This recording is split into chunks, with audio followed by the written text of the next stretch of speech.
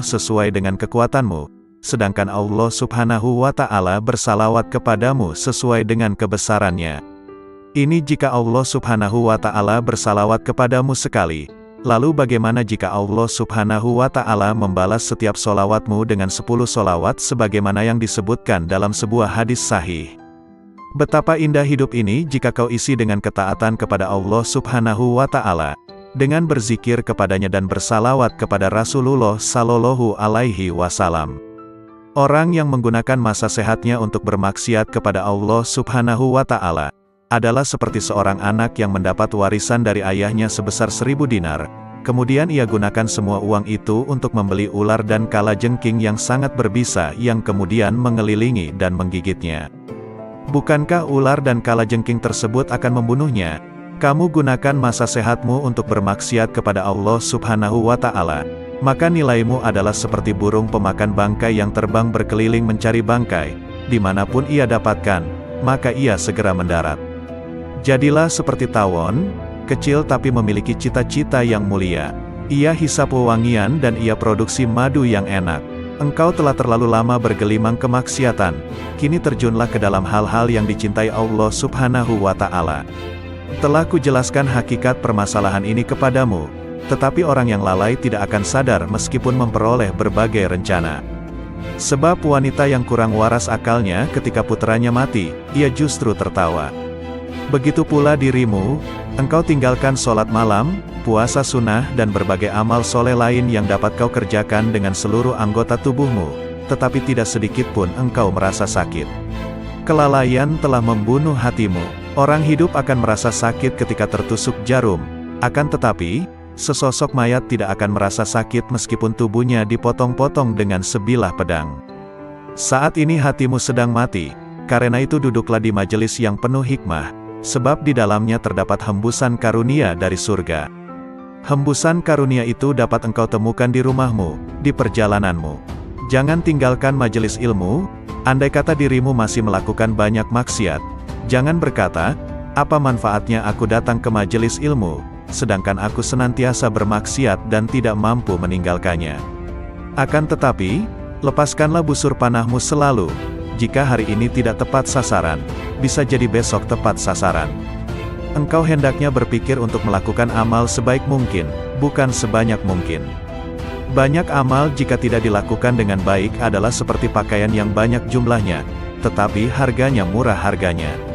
Sedangkan sedikit amal tetapi berkualitas, dikerjakan dengan baik, adalah seperti sedikit pakaian tetapi mahal harganya.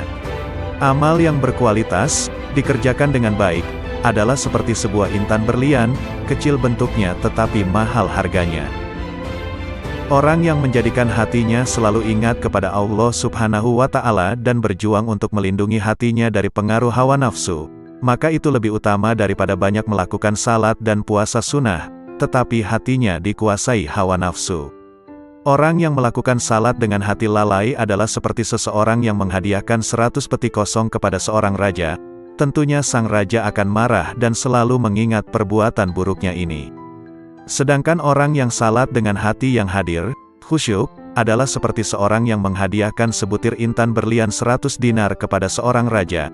Sang raja pun akan mengingat dan memujinya selalu. Suatu perbuatan paling berbahaya yang harus kamu waspadai adalah dosa-dosa kecil.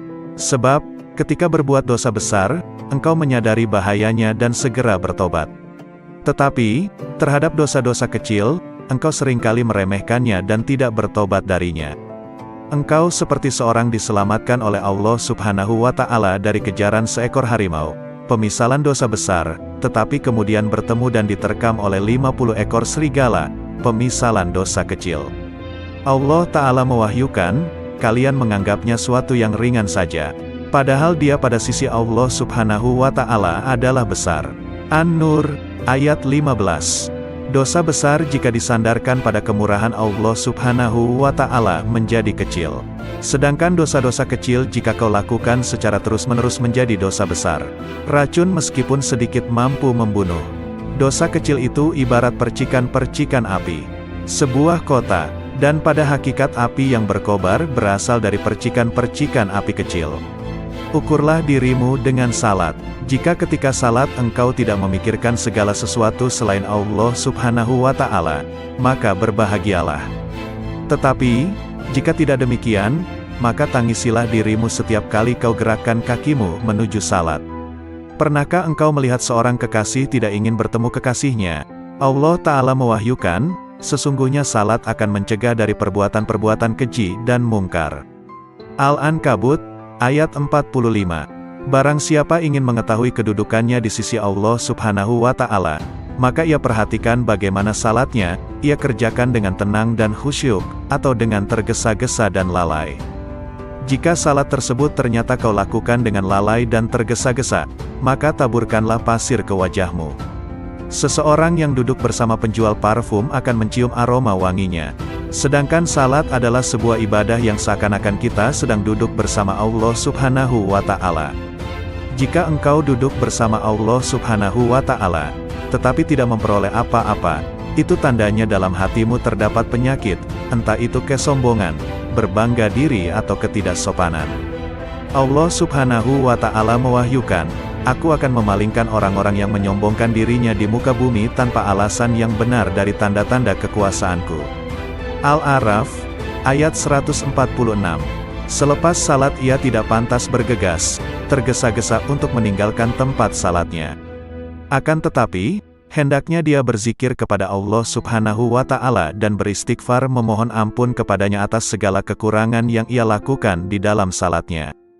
Berapa banyak salat yang tidak layak untuk diterima Allah Subhanahu wa Ta'ala, tetapi setelah engkau beristighfar memohon ampun kepadanya atas salat tersebut, Allah Subhanahu wa Ta'ala kemudian menerimanya. Dahulu Rasulullah Shallallahu Alaihi Wasallam selepas salat beristighfar sebanyak 3 kali. Sesungguhnya orang yang bermaksiat kepada Allah Subhanahu wa Ta'ala adalah dia yang tidak mengenal siksanya, dan orang yang tidak taat kepadanya adalah dia yang tidak mengetahui pahala yang Allah sediakan. Andai kata mereka melihat siksa neraka, tentu mereka tidak akan lalai. Dan andai kata mereka melihat berbagai kenikmatan yang disediakan Allah Subhanahu wa Ta'ala bagi penghuni surga, tentu sekejap pun mereka tidak akan meninggalkan ibadah. Jika engkau berteman dengan para pecinta menyeretmu untuk mencintai dunia. Jika engkau berteman dengan para pecinta akhirat, maka mereka akan membawamu untuk mencintai Allah Subhanahu wa Ta'ala. Jika kau ingin bermaksiat kepada Allah Subhanahu wa Ta'ala, maka lakukanlah di tempat di mana Dia tidak melihatmu dan dengan kekuatan yang tidak berasal darinya, dan kedua hal ini mustahil dapat kamu lakukan, sebab semua yang kau gunakan untuk bermaksiat adalah nikmatnya. Kau gunakan nikmat yang Ia anugerahkan untuk bermaksiat kepadanya. Bahkan kau sangat ahli bermaksiat dalam berbagai bidang. Terkadang engkau menggunjing, terkadang mengadu domba dan terkadang memandang yang haram. Ibadah yang kau bangun selama 70 tahun kau robohkan dalam sekejap. Hai penghancur ketaatan, Allah Subhanahu wa Ta'ala menjadikanmu miskin adalah agar kau berdoa dan memohon kepadanya. Hai orang yang menenggelamkan nafsunya dalam berbagai keinginan jahat dan maksiat, andai saja kau beri nafsumu hal-hal yang mubah, tidak berdosa dan tidak berpahala. Mengapa engkau tidak mencintai Dia yang ketika kau berbuat buruk kepadanya, justru memberimu berbagai nikmat dan bermurah kepadamu? Jika ingin membersihkan air maka akan kau singkirkan segala hal yang dapat mengotorinya. Anggota tubuhmu ini seperti selokan-selokan yang bermuara ke hati. Karena itu jangan kau alirkan kotoran ke dalam hatimu, seperti pergunjingan, pengadu dombaan, ucapan yang buruk, pandangan yang haram dan lain sebagainya. Hati akan bercahaya dengan memakan makanan halal, berzikir, membaca Al-Quran dan menjaga mata dari pandangan yang tidak mendatangkan pahala, pandangan yang kurang disukai agama dan pandangan yang haram.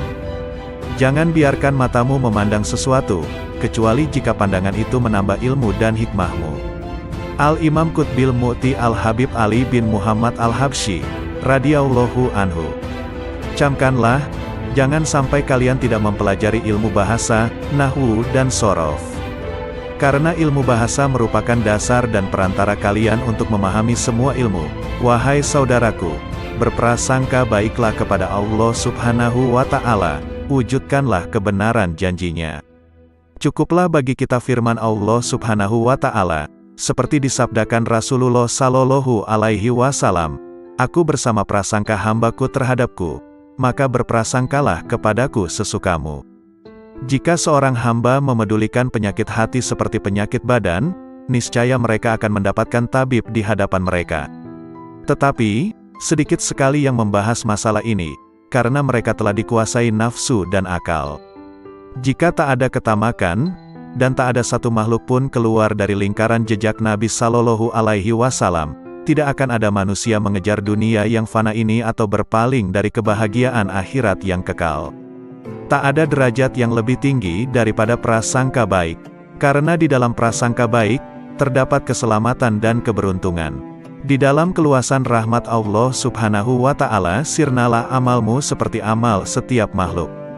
Di dalam rahasia Allah Subhanahu wa Ta'ala, yang dititipkan pada makhluknya, terdapat sesuatu yang mengharuskan untuk berkeyakinan bahwa semua makhluk adalah aulia.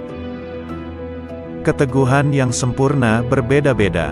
Keteguhan dalam perkataan berbeda dengan keteguhan dalam perbuatan. Keteguhan dalam perbuatan berbeda dengan keteguhan dalam beramal. Keteguhan dalam beramal berbeda dengan keteguhan dalam mencari.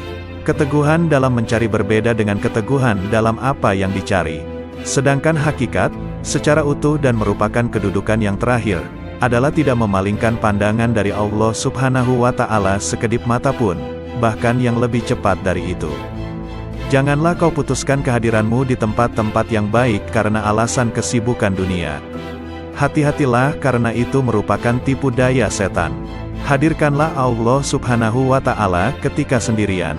Sembahlah Dia, seakan melihatnya, dan jika tidak melihatnya, sesungguhnya Dia melihatmu. Orang yang lalai mengira bahwa dirinya mencapai kelezatan dunia tanpa mengetahui bahwa sebenarnya kemanisan dunia bercampur dengan kepahitannya. Sedangkan kehidupan indah yang sebenarnya adalah berpaling dari dunia, kemudian masuk ke hadirat yang maha kaya dengan sifat fakir, miskin, lalu memetik sesuatu yang indah dari tempat itu. Kerjakanlah segala perintah Allah Subhanahu wa Ta'ala dan tinggalkanlah larangannya. Jangan sampai Allah Subhanahu wa Ta'ala melihatmu melakukan apa yang dilarangnya, atau kehilanganmu pada perintahnya. Bangkitlah untuk memenuhi hak Allah Subhanahu wa Ta'ala. Bersemangatlah melakukan sesuatu yang membuat para salaf mulia. Cabutlah ketajaman dari sarung pedang tabiatmu yang membelah akar cinta dari asalnya. Taburilah tanah dengan benih pohon-pohon kezuhudan, hingga menghasilkan qurb, kedekatan kepada Allah Subhanahu wa Ta'ala. Air telaga dari celah wisal, persatuan dengan Allah Subhanahu wa Ta'ala, dan pengetahuan pada puncak tujuan. Sesungguhnya, balasan setiap amal tergantung dari niatnya. Hadis riwayat Bukhari dan Muslim. Niat seorang mukmin lebih baik daripada amalnya. Sudah menjadi sifat seorang mukmin untuk menetapkan berbagai amal yang agung dan berusaha mengamalkannya, padahal dia hanya mampu mengamalkan sebagian darinya. Sebagai contoh adalah orang yang berniat menggunakan semua nafasnya, waktunya, untuk membaca wirid, zikir atau untuk berpikir. Ternyata dia hanya mampu menggunakan sebagian waktunya saja. Apa yang telah dia kerjakan itu baik, tapi niatnya tersebut lebih baik dari amal yang telah dia kerjakan. Syekh Salman Al-Farisi, radhiyallahu anhu. 3 kelompok manusia yang membuatku heran hingga tertawa. 1. Orang yang senantiasa mengangan-angankan dunia, padahal kematian selalu mengejarnya. 2. Orang yang lalai, padahal semua perbuatannya tidak akan dilalaikan, akan dibalas. 3. Orang yang tertawa, padahal dia tidak tahu, Allah Subhanahu wa Ta'ala yang maha memelihara alam semesta, murka atau ridha kepadanya. Hati dan jasad adalah seperti seorang tunanetra, orang buta, dan seorang lumpuh memasuki sebuah kebun. Si lumpuh berkata kepada sang tunanetra, "Aku bisa melihat buah-buahan yang ada di kebun ini tetapi tidak dapat memetiknya, karena aku lumpuh. Kau tidak dapat melihatnya, tetapi kau tidak lumpuh, gendonglah aku." Sang tunanetra menggendong si lumpuh, dan memetik buah-buahan tersebut, kemudian mereka memakannya. Ruh dan jasad bekerja sama untuk berbuat maksiat kepada Allah Subhanahu wa Ta'ala, maka keduanya layak mendapat siksa. Syekh Harits Al-Muhasibi, radhiyallahu anhu. Saudaraku, kuperingatkan kau agar tidak sombong. Ingatlah bahwa Allah Subhanahu wa Ta'ala senantiasa mengawasimu. Oleh karena itu jangan sekali-kali menghina seseorang atau menolak kebenaran yang disampaikan kepadamu. Allah Subhanahu wa Ta'ala murka kepada seseorang yang bersikap demikian dan Ia akan merendahkan mereka yang menyombongkan diri. Bagaimana kau dapat menghina seorang muslim, padahal kau tidak pernah tahu bagaimana akhir usiamu dan usianya kelak? Di samping itu kau juga tidak mengetahui, kelak engkau akan masuk mana, surga atau neraka. Jika mau bersikap jujur, maka yang paling pantas untuk kau hina adalah dirimu sendiri. Sudahkah kau teliti keburukan-keburukan dirimu dan kekotoran jiwamu yang tidak diketahui orang lain, sehingga kau sucikan hati orang lain dan kau cela dirimu sendiri? Sesungguhnya kau dilarang untuk memuliakan dan menyucikan dirimu sendiri. Perbuatan ini haram bagimu. Jika kau lakukan, kelak di hari kiamat kau akan berada di bawah telapak kaki orang-orang yang kau hina di dunia. Renungkanlah ini dan memohonlah kepada Allah Subhanahu wa Ta'ala untuk menolongmu menghapuskan kesombongan dari hatimu. Semoga Allah Subhanahu wa Ta'ala melindungi kita semua dari sifat sombong ini. Al-Imam Al-Qut Al-Habib Abdullah bin Muhsin Al-Ettas, radhiyallahu anhu. Keramat Empang Bogor. Berziarahlah kamu kepada orang-orang soleh, karena orang-orang soleh adalah obat hati. Sebaik-baiknya teman adalah Al-Quran, dan seburuk-buruknya teman adalah syaitan. Bermaksiatlah sepuas kamu pasti kamu akan mati, dan beramal solehlah sepuas kamu pasti kamu akan mati.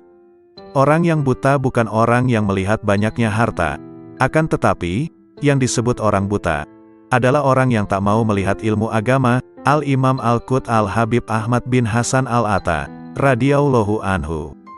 Insya Allah ucapanku yang kau tulis dan kumpulkan akan memberikan manfaat yang besar.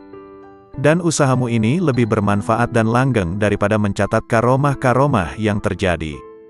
Karomah yang berlangsung pada saat itu saja dan akan dilupakan dengan berjalannya waktu. Namun manfaat ucapanku ini insya Allah Ta'ala akan abadi. Orang yang menghargai ucapanku belum datang, mereka adalah orang-orang masa depan. Sesungguhnya terlalu memfasih-fasihkan bacaan adalah bid'ah.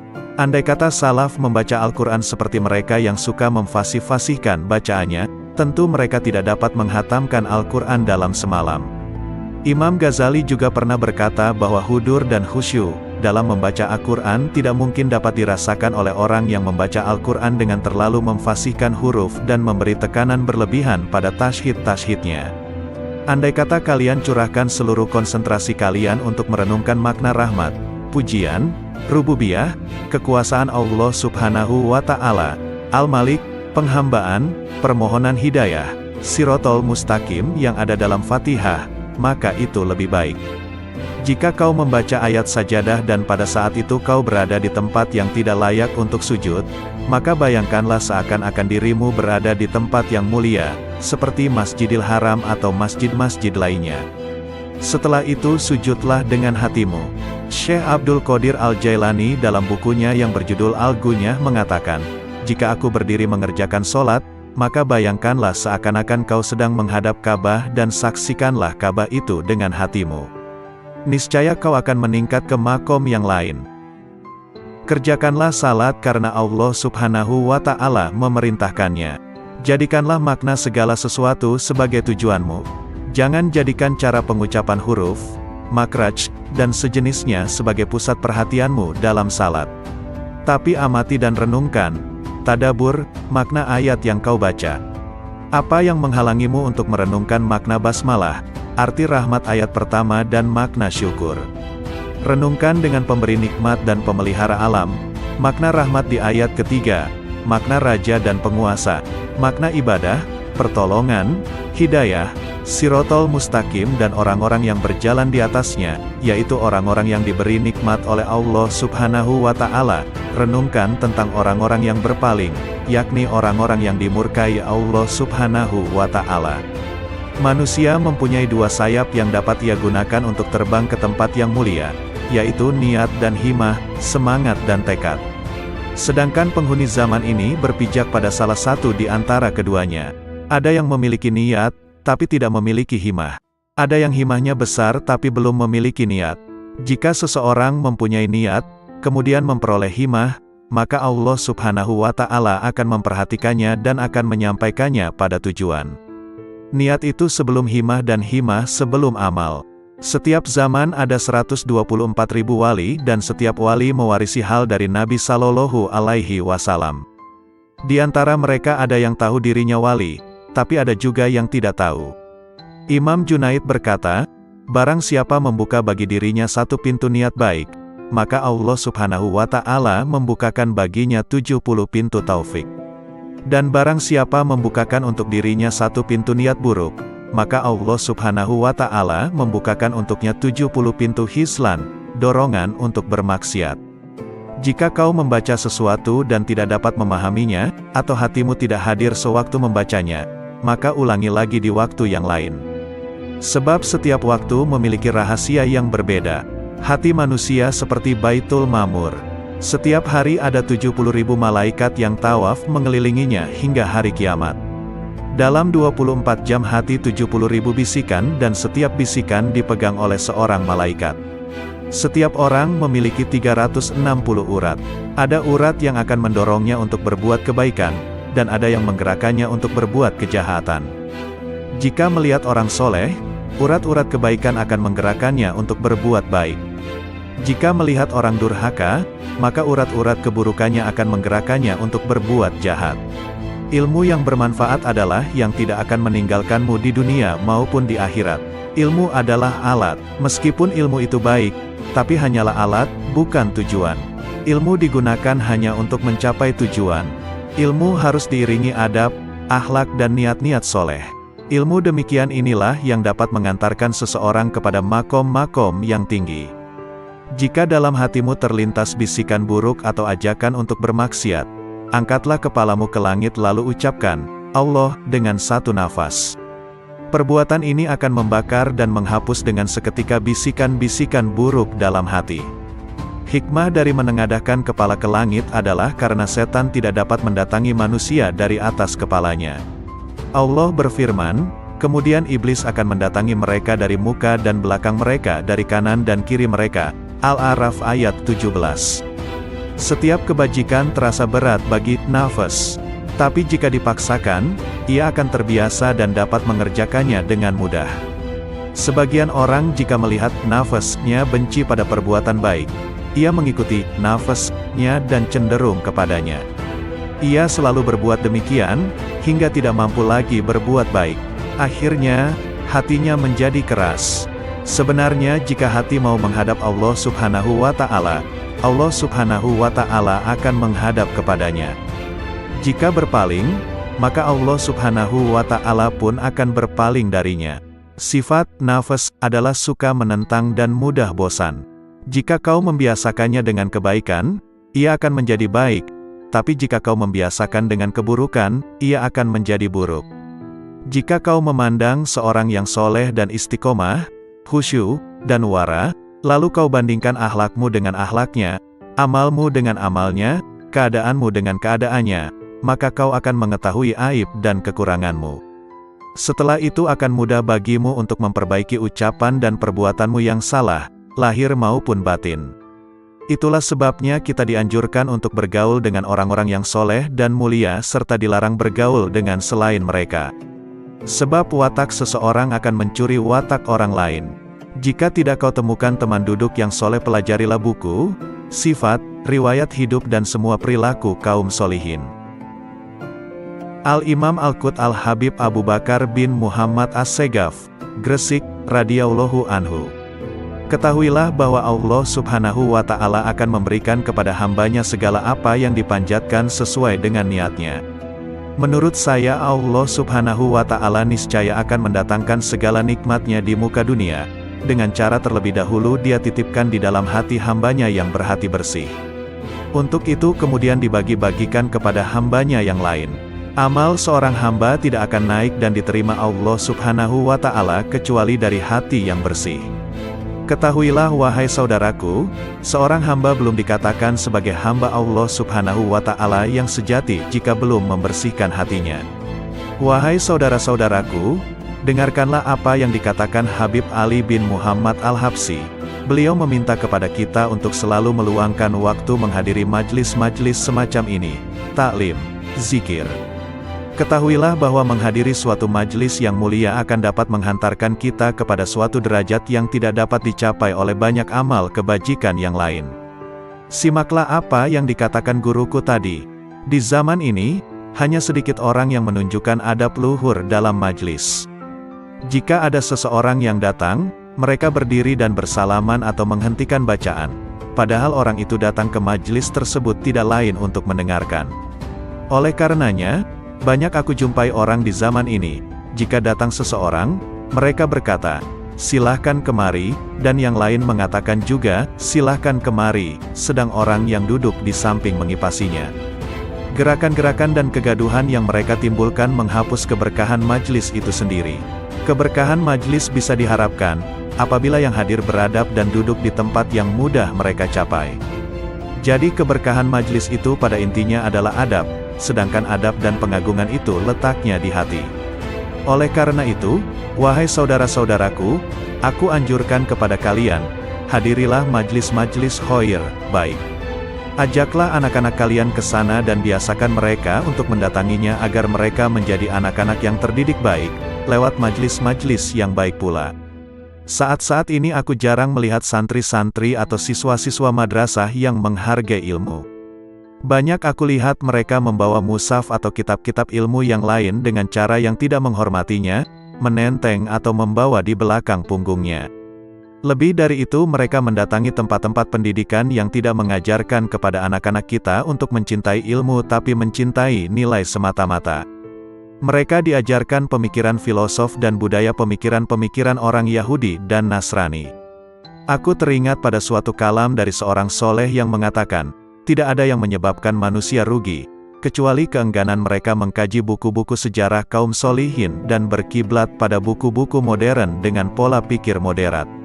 Wahai saudara-saudaraku, ikutilah jalan orang-orang tua kita yang solihin, sebab mereka adalah orang-orang suci yang beramal ikhlas.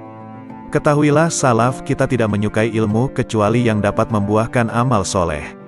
Al-Habib Umar bin Hafiz, radhiyallahu anhu, barang siapa menjadikan kematiannya sebagai pertemuan dengan sang kekasih, Allah, maka kematian adalah hari raya baginya.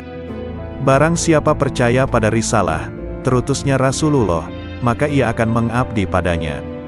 Dan barang siapa percaya pada risalah, maka ia akan menanggung, sabar, karenanya.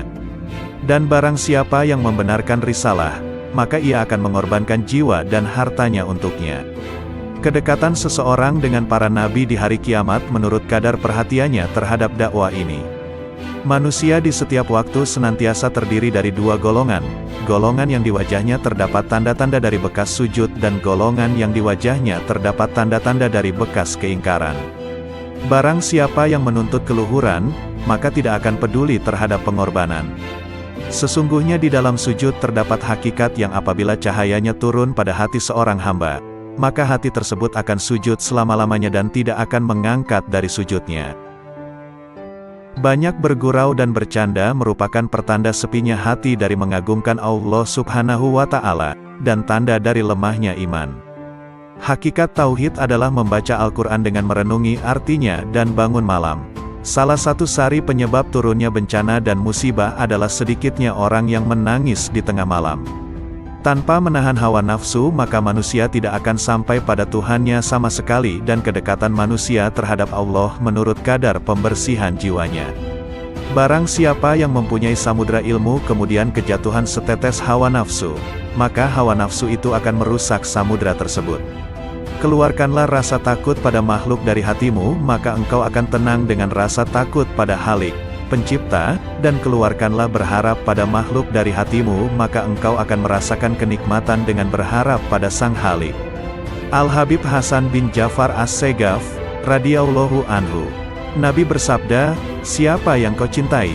Seseorang akan bersama yang dicintainya.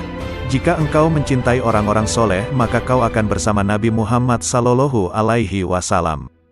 Jika engkau mencintai majelis-majelis ilmu, kau akan dikumpulkan bersama Nabi Muhammad sallallahu alaihi wasallam dan orang-orang soleh. Nabi sallallahu alaihi wasallam bersabda, duduknya kamu di majelisnya orang alim, tidak memegang pena, pulpen dan tidak menulis satu huruf pun, maka lebih baik kamu daripada kamu memerdekakan 1000 orang budak, dan melihatnya kamu ke wajah orang alim, maka lebih baik kamu daripada kamu menyedekahkan 1000 kuda di jalan Allah Subhanahu wa Ta'ala, dan mencium tangannya orang alim, maka lebih baik kamu daripada kamu beribadah 1000 tahun. Satu orang ahli ilmu seperti ulama yang waro, apik, lebih ditakutkan setan daripada 1000 orang ahli ibadah yang bersungguh-sungguh tetapi dia bodoh. Berkata Nabi Shallallahu Alaihi Wasallam, barang siapa yang memuliakan orang alim, maka dia telah memuliakan aku, dan barang siapa yang telah memuliakan aku, maka dia telah memuliakan Allah Subhanahu wa Ta'ala, dan barang siapa yang telah memuliakan Allah Subhanahu wa Ta'ala, maka tempatnya adalah di surga.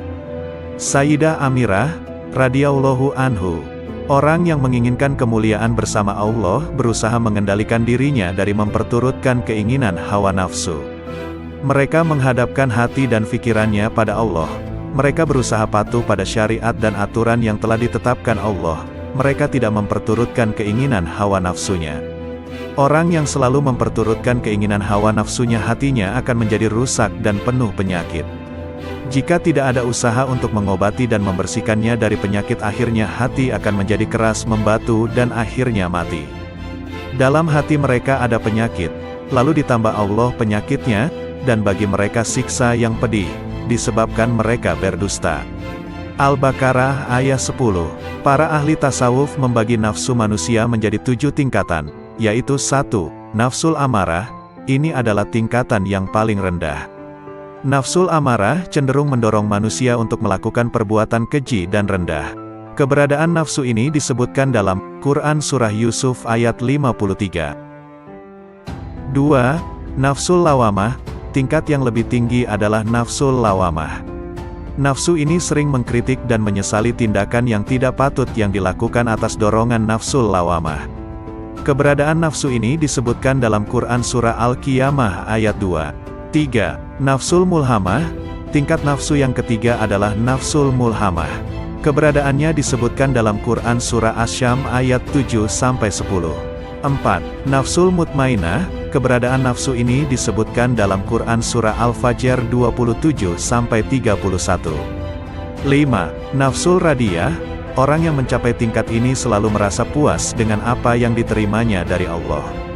Bagi mereka sama saja kejadian baik maupun buruk yang menimpanya. 6.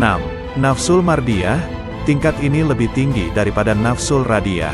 Ia adalah orang yang sangat dekat dan dicintai Allah. Merekalah yang dimaksud oleh salah satu hadis qudsi, senantiasa hambaku mendekatkan diri kepadaku dengan mengerjakan ibadah-ibadah sunnah hingga aku cinta padanya. Maka apabila aku telah mencintainya, jadilah aku pendengarannya yang dengannya ia mendengar, penglihatannya yang dengannya ia melihat, perkataannya yang dengannya ia berkata-kata, jadilah aku tangannya yang dengannya ia berbuat, jadilah aku kakinya yang dengannya ia melangkah, dan akalnya yang dengannya ia berfikir. 7. Nafsul kamilah, ini adalah tingkatan para nabi dan rasul, manusia suci dan sempurna, yang selalu berada dalam pengawasan dan bimbingannya. Terpelihara dari perbuatan yang tercela. Untuk meraih tingkatan nafsu dari level rendah sampai yang tinggi seperti tersebut di atas diperlukan perjuangan yang gigih dan ulet. Tidak bisa didapat dengan santai tanpa usaha yang maksimal. Untuk naik dari satu tingkat ke tingkat yang lebih tinggi dibutuhkan waktu yang cukup lama sampai bertahun-tahun. Jika suatu wilayah sudah tidak ada lagi cahaya Allah atau hukum syaranya sudah dilecehkan, manusia sudah tidak lagi menyembah Allah, Tuhannya adalah uang, jabatan, dan hawa nafsu, maka efeknya adalah pembersihan total sama dengan disucikannya kembali dengan teguran bencana sebagai pemusnahan berhala-berhala. Maka dari itu umur keberlangsungan dunia itu tergantung bagaimana manusia-manusianya mengakui dengan perbuatan hati bahwa tiada Tuhan selain Allah, yang maha berkuasa dalam memberi maslahat dan menarik mudarat. Jadilah sebenar-benar hamba Allah yang tiada pernah mengangankan ataupun mencita-citakan selainnya. Ridolah dengan pengaturan-pengaturannya baik pada dirimu maupun orang lain dan setujuilah kadar-kadarnya, karena tugas kita hanyalah menurutinya di segala kondisi. Dan yakinlah bahwa pengaturannya adalah sebaik-baik pengaturan yang pandai dan cermat untuk kita, karena kita belum tentu bisa mengatur kebaikan untuk diri sendiri. Yakin dan percayalah kau akan mendapatkan yang lebih baik di akhirat kelak yang telah Allah sediakan untuk hamba-hambanya yang menuruti. Nabi Muhammad Sallallahu Alaihi Wasallam. Marifat adalah modalku, akal fikiran adalah sumber agamaku, cinta adalah dasar hidupku, rindu kendaraanku, zikrullah adalah kawan dekatku, keteguhan adalah perbendaharaanku, duka adalah kawanku, ilmu adalah senjataku, ketabahan adalah pakaianku, kerelaan adalah sasaranku, fakir, kesederhanaan adalah kebanggaanku, menahan diri adalah pekerjaanku, keyakinan adalah makananku, kejujuran adalah perantaraanku, ketaatan adalah ukuranku, berjihad adalah perangaiku, dan hiburanku adalah sholat. Janganlah engkau gantungkan hatimu kepada dunia karena sesungguhnya aku tidak menjadikan dunia ini untuk engkau. Jadikan cintamu kepadaku sebab tempat kembalimu adalah kepadaku. Bersungguh-sungguhlah engkau mencari surga. Putuskan harapan dari makhluk karena sesungguhnya mereka itu sedikit pun tidak ada kuasa di tangan mereka. Rajinlah mengerjakan sembahyang tahajud karena sesungguhnya pertolongan itu beserta qiyamul lail. Nabi Muhammad Sallallahu Alaihi Wasallam bersabda, "Wahai Ali, apakah engkau menginginkan 600.000 kambing, 600.000 dinar atau 600.000 kalimat?" Lalu, Imam Ali alaihi salam menjawab, "Wahai Rasulullah, aku menginginkan 600.000 kalimat." Lalu Rasulullah bersabda, "Wahai Ali, aku akan meringkas 600.000 kalimat itu dalam 6 kalimat. 1. Jika engkau melihat manusia berlomba-lomba mengerjakan yang bukan kewajiban mereka, maka sibukkanlah dirimu dengan menyempurnakan kewajibanmu. 2. Jika engkau melihat manusia berlomba-lomba dalam urusan dunia, maka sibukkanlah dirimu dengan urusan akhirat. 3. Apabila manusia sibuk mengurusi aib, celah, orang lain, maka uruslah aibmu sendiri. 4. Jika manusia saling memperindah dunianya, maka hiasilah akhiratmu. 5. Dan jika engkau melihat manusia sibuk dengan memperbanyak amal, maka beramallah yang ikhlas. 6. Dan ketika engkau melihat manusia menjadikan makhluk sebagai perantaranya, maka jadikanlah Allah sebagai perantaramu. Sesungguhnya orang yang paling dibenci di hadapan Allah Ta'ala ialah orang yang ditinggalkan Allah Ta'ala bersendirian. Ia tersesat dari jalan yang benar dan bergerak tanpa petunjuk. Apabila ia dipanggil kepada perkebunan dunia ini, ia giat. Tetapi apabila ia dipanggil ke perkebunan akhirat, ia enggan serta bertangguh. Seakan-akan untuk apa yang ia giat adalah wajib baginya, sedangkan segala yang untuk itu, ia enggan tidak dituntut darinya.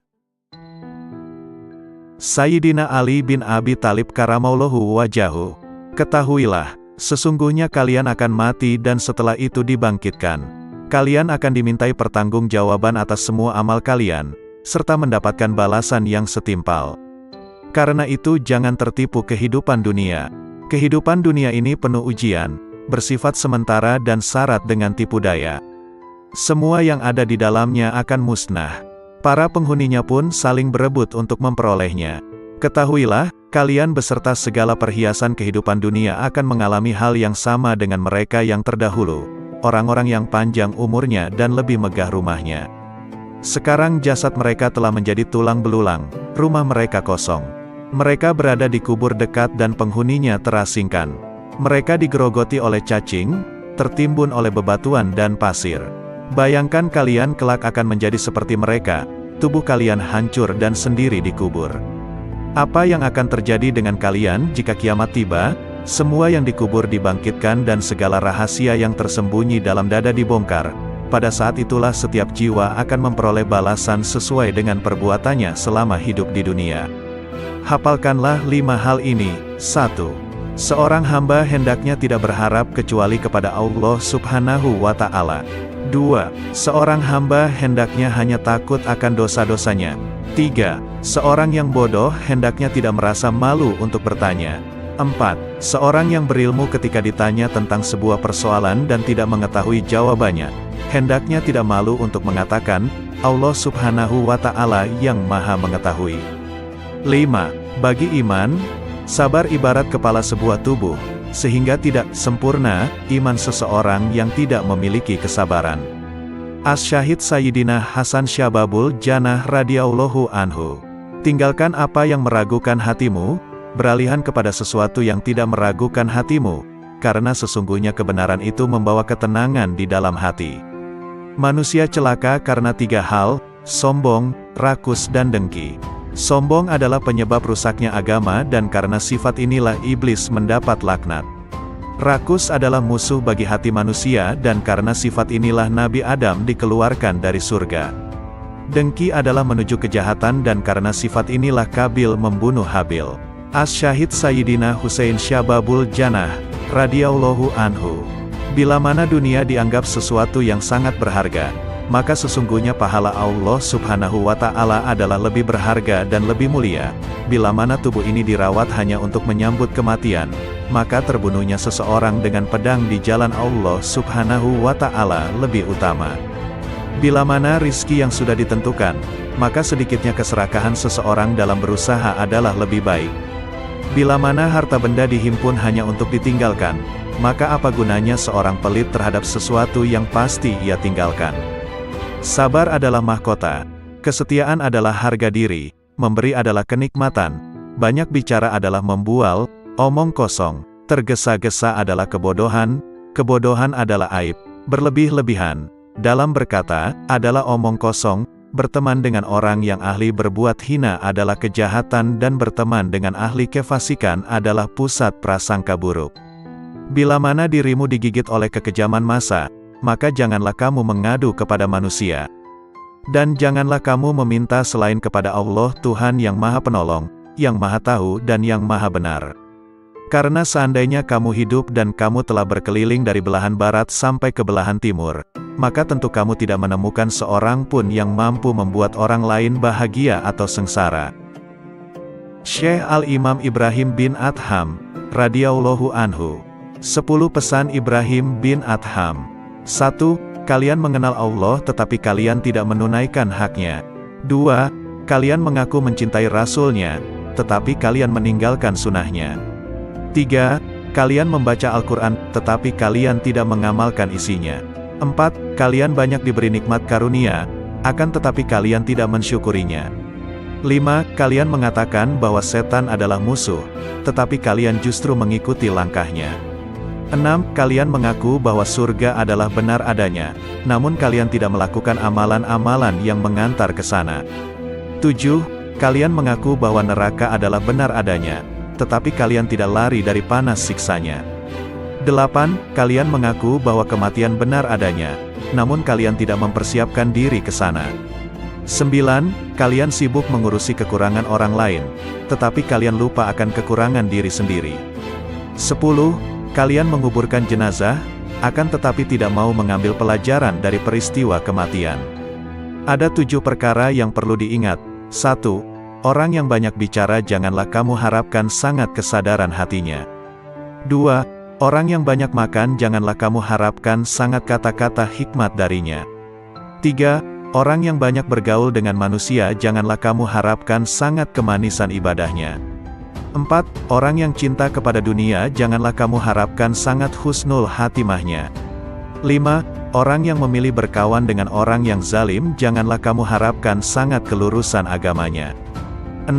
Orang yang mencari keridhaan manusia janganlah harapkan sangat akan keridhaan Allah Subhanahu wa Ta'ala daripadanya.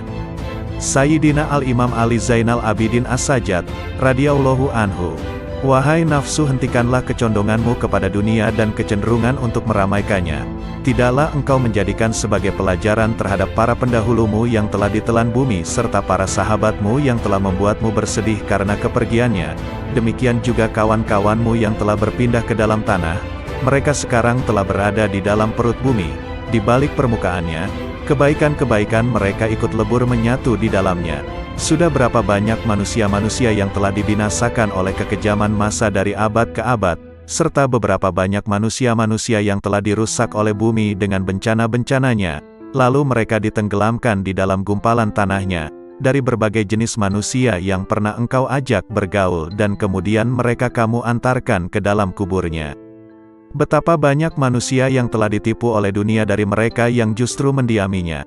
Dan betapa banyak manusia yang telah dibanting oleh dunia dari mereka yang justru menempatinya. Lalu dunia itu tidak mau mengangkatnya lagi dari keterpelesetannya, tidak menyelamatkannya dari kebinasaannya, tidak menyembuhkan dari kepedihannya, tidak membebaskannya dari penyakitnya, dan tidak melepaskannya dari penderitaannya. Amal yang paling utama di sisi Allah Subhanahu wa Ta'ala adalah sesuatu yang dilakukan menurut sunnah Rasulullah Sallallahu Alaihi Wasallam. Orang-orang yang menjadi pimpinan para manusia adalah orang-orang yang bermurah hati dan bertakwa, sedangkan di akhirat nanti, yang mulia adalah orang-orang ahli agama, ahli keutamaan dan orang ahli ilmu yang bertakwa, karena sesungguhnya ulama adalah ahli waris para nabi. Sayyidina Al-Imam Muhammad Al-Baqir, radhiyallahu anhu. Sesungguhnya petir dapat menyambar seorang mukmin atau bukan, tetapi tak akan menyambar orang yang berzikir. Wahai putraku, hindarilah sifat malas dan bosan, karena keduanya merupakan kunci keburukan. Sesungguhnya jika engkau malas, tidak akan banyak melaksanakan kewajiban. Jika engkau bosan, tak akan tahan dalam menunaikan kewajiban. Seburuk-buruknya seorang teman itu adalah seseorang yang hanya menemanimu ketika kamu kaya dan meninggalkanmu ketika kamu miskin. Jika engkau menginginkan suatu kenikmatan dapat terus engkau nikmati, perbanyaklah mensyukurinya. Jika engkau merasa rizki lambat datang, perbanyaklah istighfar. Jika engkau ditimpa kesedihan, perbanyaklah membaca la haula wala quwata illa billah. Jika engkau takut, ucapkanlah hasbunallah wa ni'mal wakil. Jika engkau kagum terhadap sesuatu, ucapkanlah Masya Allah, la quwata illa billah. Jika engkau dikhianati, bacalah wa ufawidu amri ilallah, innallaha basirun bil ibad.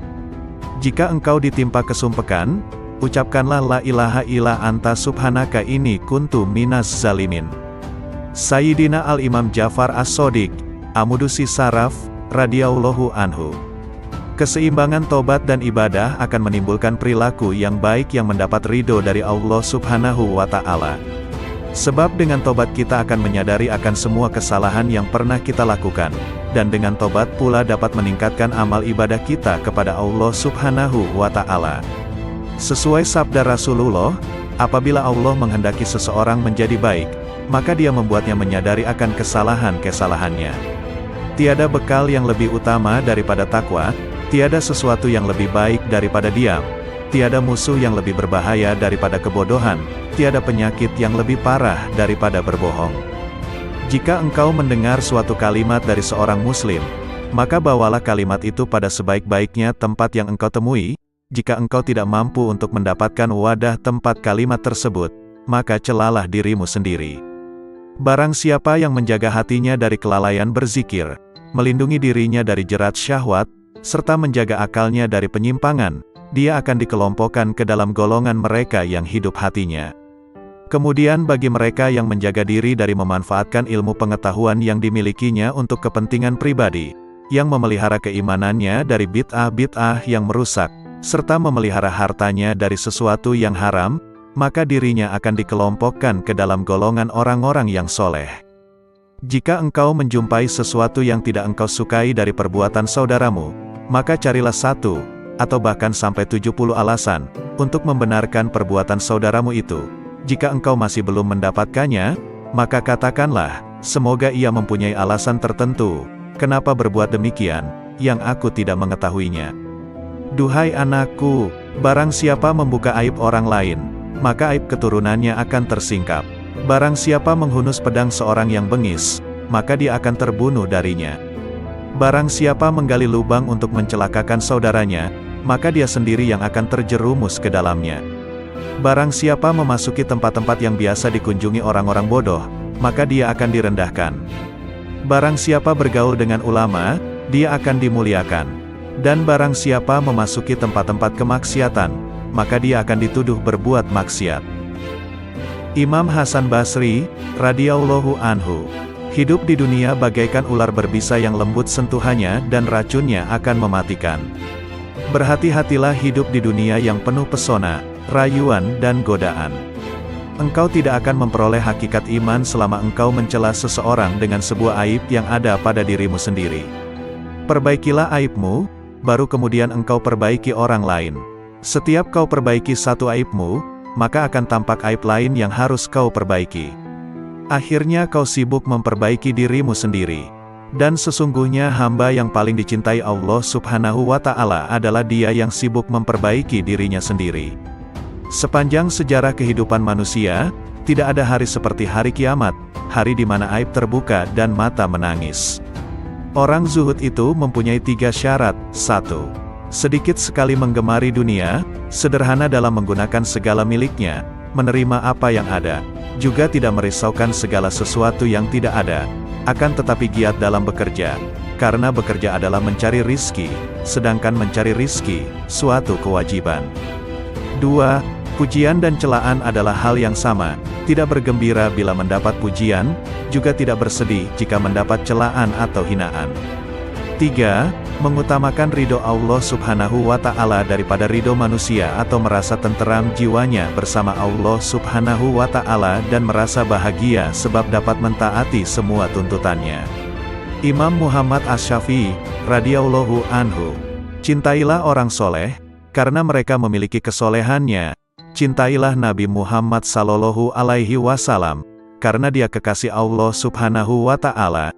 Dan cintailah Allah Subhanahu wa Ta'ala, karena dia kecintaan Nabi dan orang soleh. Dunia adalah tempat yang licin dan menggelincirkan, rumah yang hina, bangunan-bangunannya akan runtuh, penghuninya akan beralih ke kuburan, perpisahan dengannya adalah sesuatu keniscayaan, kekayaan di dunia sewaktu-waktu bisa berubah menjadi kemiskinan, bermegah-megahan adalah suatu kerugian, maka memohonlah perlindungan Allah Subhanahu wa Ta'ala. Terimalah dengan hati yang lapang segala karunia-Nya. Jangan terpesona dengan kehidupanmu di dunia sehingga meninggalkan kehidupan akhirat. Ketahuilah, sesungguhnya hidupmu di dunia akan sirna, dindingnya juga miring dan hancur. Maka perbanyaklah perbuatan baik dan janganlah terlalu banyak berangan-angan. Menganggap benar dengan hanya satu pandangan merupakan suatu bentuk ketertipuan. Berpegangan dengan suatu pendapat itu lebih selamat daripada berkelebihan dan penyesalan. Melihat dan berpikir, keduanya akan menyingkap keteguhan hati dan kecerdasan. Bermusyawarah dengan orang bijak merupakan bentuk kemantapan jiwa dan kekuatan mata hati. Ketahuilah bahwa orang yang jujur kepada Allah Subhanahu wa Ta'ala, ia akan selamat. Barang siapa yang bersemangat dengan agamanya, ia pun akan selamat dari kerusakan. Dan barang siapa yang berlaku zuhud dengan urusan dunianya, niscaya kelak pahala Allah Subhanahu wa Ta'ala akan nampak indah di matanya. Tujuan dari ilmu adalah mengamalkannya, maka ilmu yang hakiki adalah yang terefleksikan dalam kehidupannya, bukannya yang bertengger di kepala. Jika engkau melihat seseorang berjalan di atas air dan bisa terbang di udara, maka janganlah kehebatan itu menjadikan kalian lengah dan terheran-heran kepadanya sampai kamu mengetahui secara persis atas apa yang dikerjakannya itu berlandaskan pada Al-Quran dan As-Sunnah. Jika rasa ujub menghinggapi aktivitasmu, maka lihatlah keridhaan siapa yang kau harapkan, pahala mana yang kau suka, sanksi mana yang kau benci. Maka jika engkau memikirkan satu di antara kedua hal ini, niscaya akan hadir di depan matamu apa yang sudah kamu lakukan. Bid'ah itu terbagi menjadi 2 macam, segala sesuatu yang baru dan tidak sejalan dengan Al-Quran, Sunnah, Atsar, Ijma itu merupakan bid'ah dalalah, bid'ah yang sesat. Sementara jika sesuatu yang baru itu tidak berseberangan dengan Al-Quran, hadis, atsar dan ijma maka sesuatu yang baru itu disebut bid'ah hasanah, bid'ah yang baik. Barang siapa yang dipancing untuk marah, namun ia tidak marah, maka dia tak ubahnya keledai, dan barang siapa yang diminta keridoannya namun tidak ridho, maka dia adalah syaitan. Tawadu adalah perkara yang sangat diidam-idamkan. Orang yang paling tinggi kedudukannya adalah mereka yang tidak melihat kedudukannya sendiri. Akan tetapi tawadu di hadapan orang yang tidak bisa menghargai orang lain merupakan bentuk kezaliman terhadap diri sendiri. Dasar ilmu adalah kemantapan dan buahnya adalah keselamatan. Dasar wara, menjaga diri dari sesuatu yang meragukan, adalah qanaah, menerima karunia Allah Subhanahu wa Ta'ala dengan dada yang lapang, dan buahnya adalah ketenangan batin. Dasar kesabaran adalah keteguhan hati dan buahnya adalah kemenangan. Dasar suatu aktivitas adalah taufik, pertolongan Allah Subhanahu wa Ta'ala, dan buahnya adalah kesuksesan. Dasar tujuan akhir dari segala perkara adalah sidik, benar. Di antara orang yang tidak mempunyai harga diri adalah mereka yang dengan mudahnya memberitahukan usianya kepada orang lain. Karena kalau usianya lebih muda, tentu mereka akan menganggapnya rendah, dan jika usianya lebih tua, tentu mereka akan beranggapan bahwa ia sudah pikun. Siapa yang merasa bahwa dalam dirinya terkumpul dua cinta, cinta dunia dan cinta kepada penciptanya, maka ia telah berdusta. Jika kalian melihat kitab yang di dalamnya ada catatan tambahan dan perbaikan, maka lihatlah kebenaran yang ada di dalamnya. Terimalah dariku 3 hal. 1. Jangan berbicara panjang lebar tentang sesuatu yang tidak baik perihal sahabat Rasulullah Shallallahu Alaihi Wasallam, karena kelak Rasulullah Shallallahu Alaihi Wasallam nantinya yang akan menjadi seterumu. 2. Janganlah kamu sibukkan dirimu dengan ilmu kalam. Sesungguhnya aku telah melakukan kajian dengan ahli ilmu kalam dan mereka telah melakukan taktil, meniadakan sifat Allah Subhanahu wa Ta'ala. 3. Dan janganlah menyibukkan dirimu dalam nujum, ramalan dengan bintang. Sayyidina Al-Imam Qutbil Rabbani Syekh Abdul Qadir Al-Jailani, radhiyallahu anhu. Hai orang-orang yang lalai, secara terang-terangan engkau menentang Allah Subhanahu wa Ta'ala yang maha benar dengan bermaksiat kepadanya tetapi merasa aman dari siksanya. Ketahuilah tak lama lagi rasa aman itu akan berubah menjadi ketakutan, masa luangmu menjadi kesempitan, kesehatanmu menjadi sakit, kemuliaanmu menjadi kehinaan, kedudukanmu menjadi rendah, kekayaanmu menjadi kemiskinan. Ketahuilah, rasa aman dari siksa Allah Subhanahu wa Ta'ala Azza wa Jalla yang akan kau peroleh di hari kiamat sesuai dengan rasa takutmu kepadanya di dunia ini. Sebaliknya, ketakutanmu di hari kiamat sesuai rasa amanmu dari siksa Allah di dunia. Sayangnya, engkau tenggelam di dunia dan terperosok ke lembah kelalaian, sehingga cara hidupmu seperti hewan. Yang kalian ketahui hanya makan, minum, menikah dan tidur. Keadaan kalian ini tampak nyata bagi orang-orang yang berhati suci. Rasa rakus terhadap dunia, keinginan untuk mencari dan menumpuk-numpuk harta telah memalingkan kalian dari jalan Allah dan pintunya. Hai yang ternoda karena ketamakannya, andai kata kau bersama penghuni bumi bersatu untuk mendatangkan sesuatu yang bukan bagianmu, maka kalian semua tidak akan mampu mendatangkannya. Oleh karena itu tinggalkanlah rasa tamak untuk mencari sesuatu, rezeki, yang telah ditetapkan untukmu, maupun yang tidak ditetapkan untukmu. Apakah pantas bagi seorang yang berakal untuk menghabiskan waktunya memikirkan sesuatu yang telah selesai pembagiannya? Tabir penutup kalbumu tak akan tersibak selama engkau belum lepas dari alam ciptaan, tidak berpaling darinya dalam keadaan hidup selama hawa nafsumu belum pupus. Selama engkau melepaskan diri dari kemaujudan dunia dan akhirat, selama jiwamu belum bersatu dengan kehendak Allah Subhanahu wa Ta'ala dan cahayanya. Jika jiwamu bersatu dengan kehendak Allah Subhanahu wa Ta'ala dan mencapai kedekatan dengannya lewat pertolongannya, makna hakiki bersatu dengan Allah Subhanahu wa Ta'ala ialah berlepas diri dari makhluk dan kedirian, serta sesuai dengan kehendaknya tanpa gerakmu, yang ada hanya kehendaknya. Inilah keadaan fana dirimu, dan dalam keadaan itulah engkau bersatu dengannya, bukan bersatu dengan ciptaannya. Sesuai firman Allah Subhanahu wa Ta'ala, tak ada sesuatu pun yang serupa dengannya, dan dialah yang maha mendengar dan maha melihat. Anakku, pertama-tama nasihatilah dirimu, kemudian nasihatilah orang lain. Perhatikanlah dirimu, jangan mengurusi orang lain. Jangan mengurusi orang lain selama dalam dirimu masih ada sesuatu yang harus diperbaiki. Sungguh celaka, engkau mengetahui cara menyelamatkan orang lain. Engkau buta, bagaimana dapat menuntun orang lain? Hanya yang memiliki penglihatan tajamlah yang mampu menuntun umat manusia. Hanya orang yang mengenal Allah Subhanahu wa Ta'ala lah yang dapat mengembalikan manusia ke jalannya.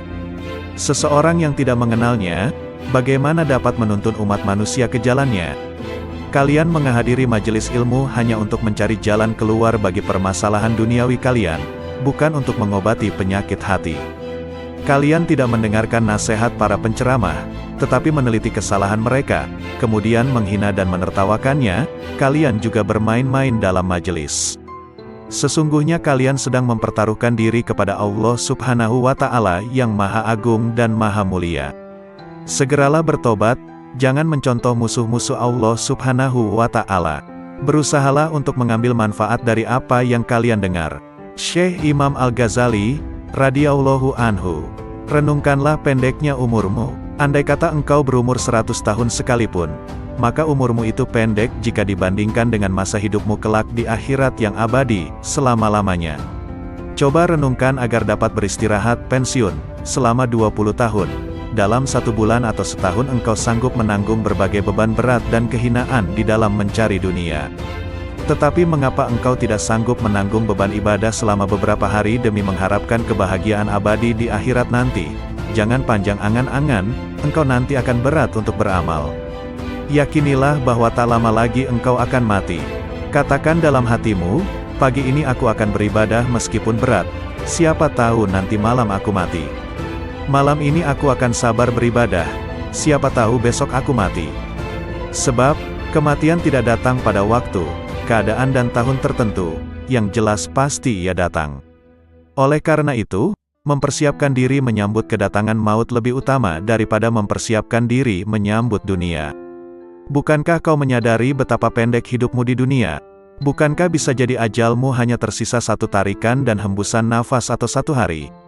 Setiap hari lakukanlah hal ini dan paksakan dirimu untuk sabar beribadah kepada Allah Subhanahu wa Ta'ala. Andai kata engkau ditakdirkan untuk hidup selama 50 tahun dan kau biasakan dirimu untuk sabar beribadah, nafsumu akan tetap berontak, tetapi ketika maut menjemput kau akan berbahagia selama-lamanya. Tetapi, ketika engkau tunda-tunda dirimu untuk beramal, dan kematian datang di waktu yang tidak kau perkirakan. Kehidupan seorang muslim tidak dapat dicapai dengan sempurna, kecuali mengikuti jalan Allah yang dilalui secara bertahap. Tahapan-tahapan itu antara lain, tobat, sabar, fakir, zuhud, tawakal, cinta, makrifat dan ridha. Karena itu seseorang yang mempelajari tasawuf wajib mendidik jiwa dan akhlaknya. Sementara itu, hati adalah cermin yang sanggup menangkap makrifat. Dan kesanggupan itu terletak pada hati yang suci dan jernih. Berbicara tentang nasihat, kulihat diriku tak pantas untuk memberikannya. Sebab, nasihat seperti zakat, nisyabnya adalah kemampuan untuk memetik nasihat itu bagi dirinya sendiri. Seseorang yang belum mencapai nisyab, bagaimana ia akan mengeluarkan zakat? Dan seorang yang tak memiliki cahaya, bagaimana dapat dijadikan sebagai alat penerang oleh orang lain? Bagaimana bayangan akan lurus jika kayunya bengkok? Allah Subhanahu wa Ta'ala mewahyukan kepada Isa bin Maryam alaihi salam, nasihatilah dirimu, jika kau mampu memetik nasihat, maka nasihatilah orang lain. Jika tidak, maka malulah kepadaku, barang siapa hendak mengetahui aib-aibnya, maka ia dapat menempuh 4 jalan berikut. 1. Duduk di hadapan seorang guru yang mampu mengetahui keburukan hati dan berbagai bahaya yang tersembunyi di dalamnya.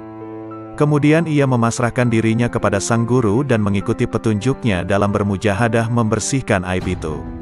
Ini adalah keadaan seorang murid dengan syekhnya dan seorang pelajar dengan gurunya. Sang guru akan menunjukkan aib-aibnya dan cara pengobatannya, tapi di zaman ini guru semacam ini langka. 2. Mencari seorang teman yang jujur, memiliki basiroh, mata hati yang tajam, dan berpegangan pada agama. Ia kemudian menjadikan temannya itu sebagai pengawas yang mengamati keadaan, perbuatan, serta semua aib batin dan zohirnya, sehingga ia dapat memperingatkannya. Demikian inilah yang dahulu dilakukan oleh orang-orang cerdik, orang-orang terkemuka dan para pemimpin agama. 3. Berusaha mengetahui aib dari ucapan musuh-musuhnya. Sebab pandangan yang penuh kebencian akan berusaha menyingkapkan keburukan seseorang. Bisa jadi manfaat yang diperoleh seseorang dari musuh yang sangat membencinya dan suka mencari-cari kesalahannya adalah lebih banyak dari teman yang suka bermanis muka, memuji dan menyembunyikan aib-aibnya. Namun, sudah menjadi watak manusia untuk mendustakan ucapan musuh-musuhnya dan menganggapnya sebagai ungkapan kedengkian. Tetapi, orang yang memiliki mata hati jernih mampu memetik pelajaran dari berbagai keburukan dirinya yang disebutkan oleh musuhnya.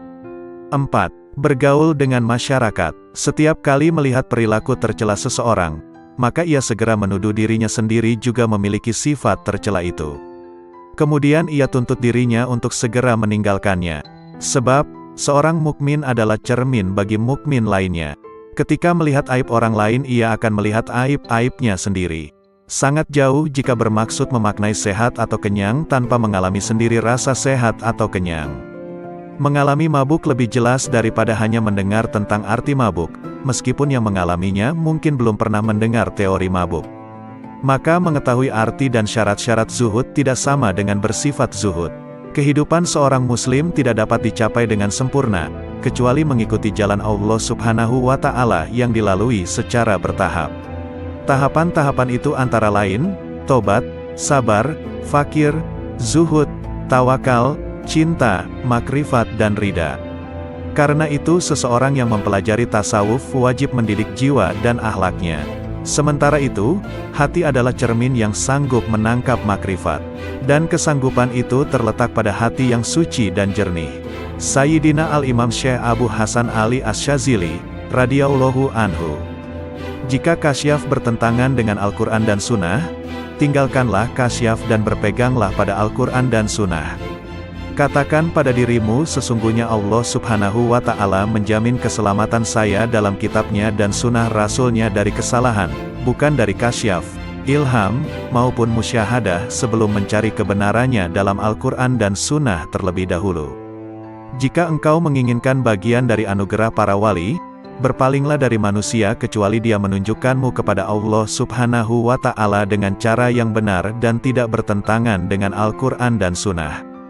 Manakala zikir terasa berat di lisanmu, sementara pintu kontemplasi tertutup, ketahuilah bahwa hal itu semata-mata karena dosa-dosamu atau kemunafikan dalam hatimu.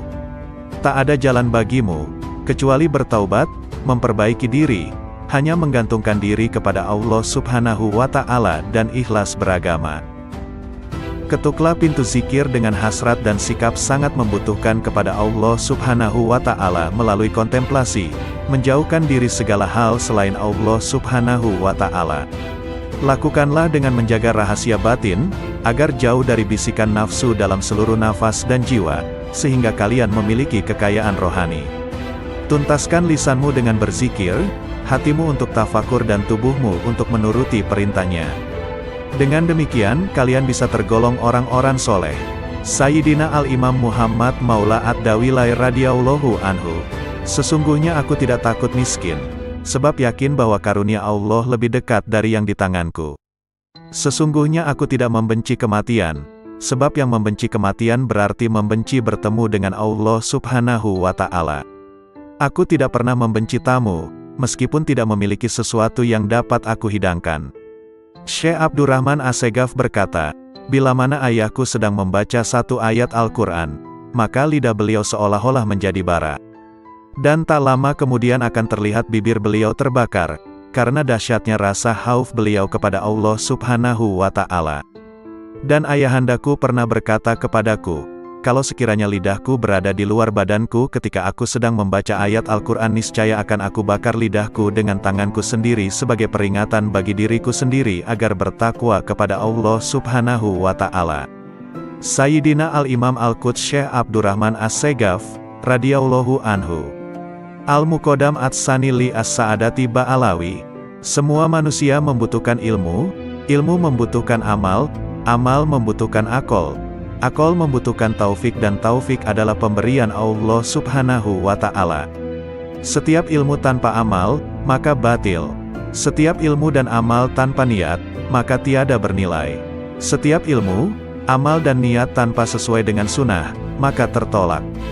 Setiap ilmu, amal, niat dan sesuai sunnah, tanpa wara, maka suatu kerugian. Dikhawatirkan pelakunya akan kehilangan semuanya di saat hari ditimbangnya amal. Janganlah engkau beranggapan bahwa amalan-amalan lahirmu itu bernilai. Sedikit dari amalan batin lebih baik dari lautan amalan lahir. Obatnya hati adalah tidak tergantung pada makhluk. Barang siapa yang tidak mempunyai wirid, maka ia seperti monyet.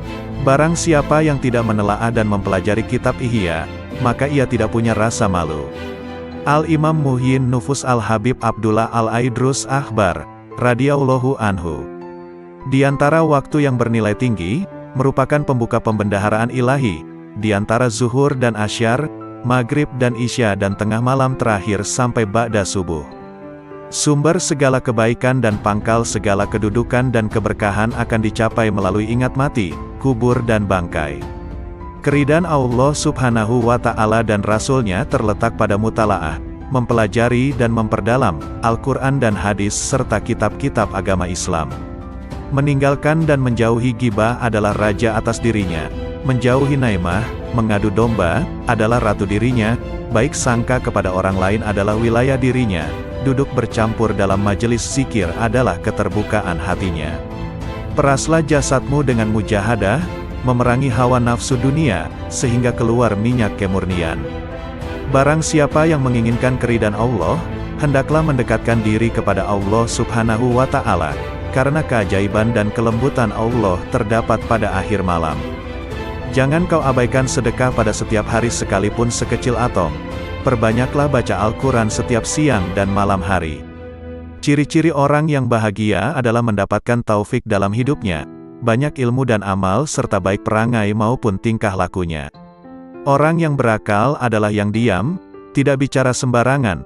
Orang yang takut pada Allah Subhanahu wa Ta'ala adalah orang yang banyak sedih, merasa bersalah. Orang yang roja, mengharap ridho Allah Subhanahu wa Ta'ala, adalah orang yang banyak melakukan ibadah. Orang yang mulia adalah yang bersungguh-sungguh dalam kebaikan dan ridho Allah Subhanahu wa Ta'ala yang didambakan hidupnya. Orang yang bertaubat adalah yang menyesali perbuatannya, menjauhi pendengaran yang tidak bermanfaat, dan mendekatkan diri kepada Allah Subhanahu wa Ta'ala. Al-Imam Qutbil Irfan Al-Habib Ali As-Sakran, radhiyallahu anhu. Barang siapa memiliki hubungan dengan orang-orang yang telah meninggal dunia dengan terbiasa menghadiahkan pahala membaca Al-Quran, zikir, doa, sedekah dan ibadah lainnya, maka kelak di kubur dia tidak akan merasa kesepian. Bahkan setelah meninggal dunia dia akan merasa senang. Dia seperti orang yang berkunjung ke rumah teman yang pandai menghibur dan selalu memuliakannya. Saudaraku, jangan tinggalkan satupun sunnah dan adab yang terdapat dalam syariat, tanpa uzur, alasan yang benar. Sebab, Abdullah bin Mubarak radhiyallahu anhu berkata, barang siapa meremehkan adab, akibatnya dia akan meninggalkan sunnah. Dan barang siapa meremehkan sunnah, akibatnya dia akan meninggalkan yang wajib, akibatnya dia tidak akan memperoleh makrifat. Rasulullah Shallallahu Alaihi Wasallam bersabda, maksiat merupakan utusan, kurir, kekufuran. Memandang remeh hal-hal yang makruh akan mendorong seseorang untuk berbuat yang haram dan meremehkan yang haram akan mendorong seseorang untuk kufur. Oleh karena itu, wahai saudaraku, dengan berlandaskan sunnah dan hukum-hukum syariat, biasakan dirimu untuk menentang dan tidak mengikuti keinginan nafsu. Curahkanlah semua tenagamu untuk berjuang mendapatkan keridhaan Allah Subhanahu wa Ta'ala dan kesuksesan di hari esok. Al-Imam Qutbil Anfas Al-Habib Umar Al-Ettas, radhiyallahu anhu. Sumber-sumber ilmu tidak akan berkurang sedikit pun dari generasi terkemudian, akan tetapi pada umumnya mereka datang dengan membawa wadah yang bocor, sehingga tidak memperoleh ilmu kecuali sedikit. Sebagian orang yang datang dengan membawa bejana yang dapat mencukupi dalam waktu sebulan, ada juga yang mencukupinya hanya 8 hari, ada juga yang hanya mencukupinya sehari, tetapi ada juga yang dapat mencukupinya sepanjang hidupnya. Dulu di antara manusia ada yang datang membawa pelita lengkap dengan minyak dengan koreknya, yakni dengan persiapan yang lengkap, sehingga gurunya dapat menyalakan. Tetapi kini banyak di antara mereka yang datang kepada gurunya, tetapi mereka tidak membawa apapun yang gurunya dapat menyalakan. Hendaknya orang-orang yang menghendaki keselamatan akhirat meninggalkan tidurnya, demi untuk mendapatkan siraman rahmat di malam hari. Hendaknya kalian senantiasa menghadirkan hati kalian kepada Allah Subhanahu wa Ta'ala dan hendaknya kalian bertawakal kepadanya sepenuh hati, sebab Allah Subhanahu wa Ta'ala mengetahui dimanapun kalian berada. Alangkah entengnya musibah dalam agama menurut kalian, padahal kalian tidak pernah menyatakan belasungkawa andai kata aku terlambat sholat berjamaah. Bila waktu sholat telah tiba, tinggalkanlah semua kegiatanmu, sebab Allah Subhanahu wa Ta'ala lebih pantas diperhatikan daripada yang lain. Janganlah terlalu peduli dengan dunia dan penghuninya dan janganlah merasa iri pula dengan pakaian atau makanan yang dimiliki oleh penghuninya. Yang dikatakan orang baik adalah seorang yang telah melewati pintu surga sampai masuk ke dalamnya. Perbanyaklah membaca istighfar dan alhamdulillah sebanyak mungkin setelah membaca maulud. Perbanyaklah baca istighfar dan solawat, karena keduanya adalah sebaik-baik zikir yang dapat menolong kesulitan di masa kini. Perhatikan kebiasaan baik yang engkau inginkan, wafat dalam kebiasaan itu, karena itu tetaplah dalam kebiasaan itu, dan perhatikanlah kebiasaan buruk yang engkau tidak inginkan wafat dalam kebiasaan seperti itu, karena itu jauhilah kebiasaan itu. Tentang sabda Rasulullah Shallallahu Alaihi Wasallam, seseorang ada kalanya beramal kebajikan-kebajikan sampai antara ia dengan surga hanya tinggal sejengkal, tetapi dalam ketentuan ilahi, ia ditetapkan sebagai penghuni neraka, sehingga ia melakukan perbuatan-perbuatan amal penghuni neraka, sampai ia masuk neraka. Seseorang ada kalanya beramal kejahatan-kejahatan sampai antara ia dengan neraka hanya tinggal sejengkal, tetapi dalam ketetapan ilahi, ia ditetapkan sebagai calon penghuni surga, maka ia beramal penghuni surga, sampai ia masuk surga. Pendapat Habib Umar Al-Atta tentang sabda Nabi Shallallahu Alaihi Wasallam di atas. Seseorang yang selalu mengerjakan amalan ahli surga, kebanyakannya akan masuk ke dalam surga, sebab perbuatan lahiriah adalah lambang perbuatan batiniah. Jika ia masuk ke dalam neraka, maka hal itu jarang sekali. Hal itu seperti orang yang jatuh dari tempat yang tidak terlalu tinggi.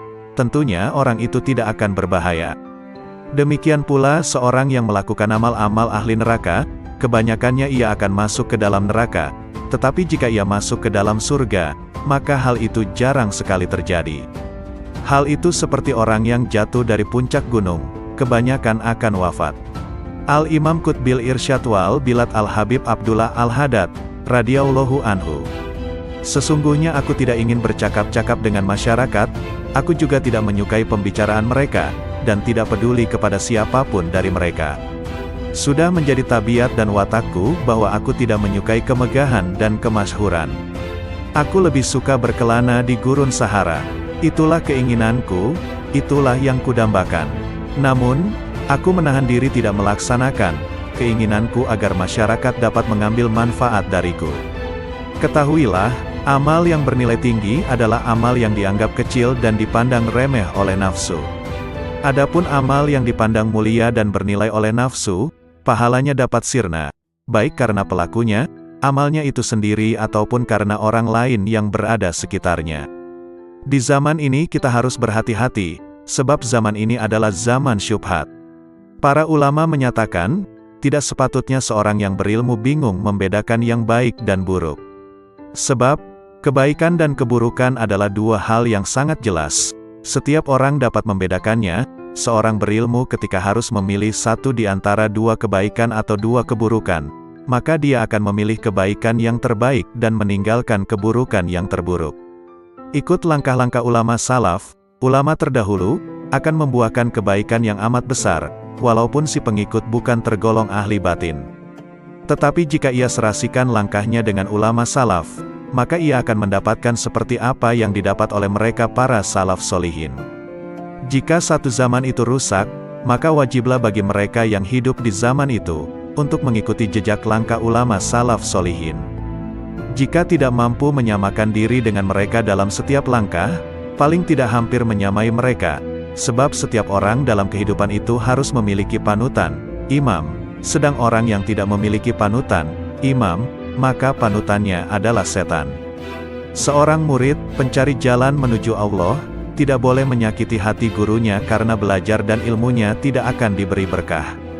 Ada kalanya seseorang murid, pencari jalan menuju Allah, diuji dengan kemiskinan, kepapaan dan kesempitan dalam kehidupan. Maka hendaknya ia bersyukur kepada Allah Subhanahu wa Ta'ala, disebabkan dengan hal tersebut di atas dan harus beranggapan berprasangka bahwa takdir kehendak Allah menjadikan Anda miskin, papa dan susah serta sempit sebagai sebesar-besarnya kenikmatan karena dunia adalah musuh Allah.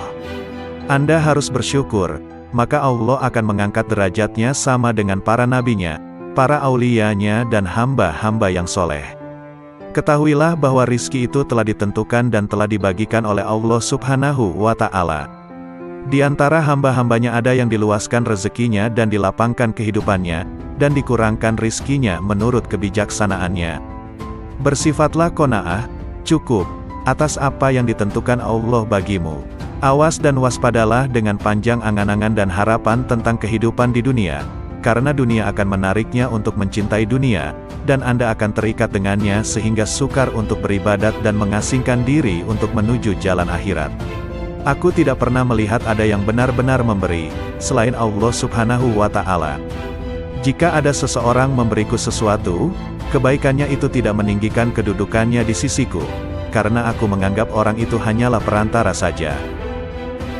Awas, jangan sekali-kali Anda mentaati syaikh, guru, itu hanya lahiriah semata, karena ketahuilah bahwa syaikh itu dapat melihat ketaatanmu padanya. Di belakangnya Anda membantah dan mendurhakai karena sangkaanmu, Anda sangka Allah tidak tahu kelakuanmu, sedangkan syekhmu itu dekat dengannya. Kalau Anda begitu akan mendapatkan kecelakaan, kesempitan dan kebinasaan. Bukankah Allah berjanji kepada barang siapa aku cintai maka penglihatannya adalah penglihatanku, pendengarannya adalah pendengaranku, mulutnya adalah mulutku, tangannya adalah tanganku dan kakinya adalah kakiku. Barang siapa memusuhinya atau menyakitinya, maka aku dan para malaikatku mengumandangkan perang terhadap dirinya. Persahabatan, pertemanan dan pergaulan memiliki pengaruh yang sangat kuat untuk membuat seseorang menjadi baik maupun buruk. Persahabatan dan pergaulan dengan orang-orang soleh dan berbudi membawa manfaat, sedangkan persahabatan dan pertemanan dengan orang-orang fasik dan durhaka membawa bahaya. Hanya saja manfaat persahabatan dengan orang soleh atau bahaya pergaulan dengan pendurhaka